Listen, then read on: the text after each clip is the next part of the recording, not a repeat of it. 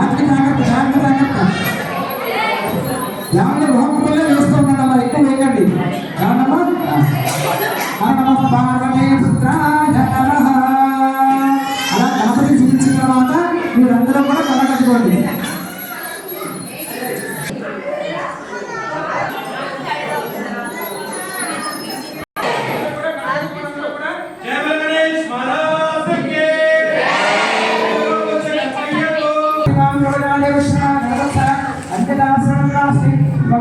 నేను పిల్లలతో చేయిస్తాను.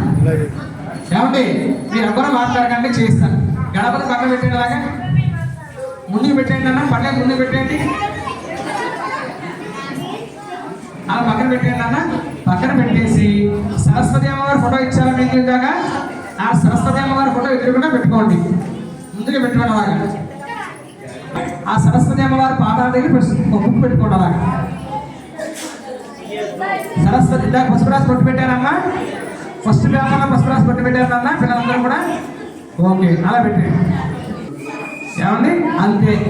సరస్వతి అమ్మవారి ఫోటో ఏం చేస్తారంటే ప్లేట్కి అలా పెట్టాను అంతే. పుస్తకం పెట్టుకోండి, పుస్తకం మీద సాంబార్ వేసుకోండి. పుస్తకమే అమ్మవారిని భావించి నమస్కారం చేసుకుంటూ ఉండాలి. ఓం కేయోరుణ భూషయ అలంకృతామూర్ధజ వాణిఖ్యా సమలంకరోతి పురుషం యాసంతే దివభూషణాని జగదో యాజాని. అందరూ ఏమనుకోవాలి పిల్లలు? అందరూ ఏమనుకోవాలన్నా భాష దూరంలో వస్తుంది. సరస్వతీదేవి నమః అనుకుంటూ ఉండాలి. సరస్వతీదేవి నమః ధ్యాయామి ఆవాహయామి నవరత్నసింహాసనం సమర్పయామి.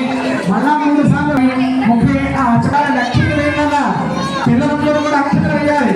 వస్త్రార్థం అక్షరాన్ని సమర్పయామి, యజ్ఞోపవీతార్థం పుష్పమాలికాన్ని సమర్పయామి. దివ్యశ్రీ కొంచెం గంధం వేయండి, కొంచెం గంధం వేయండమ్మా. దివ్యశ్రీ చందనం సమర్పయామి.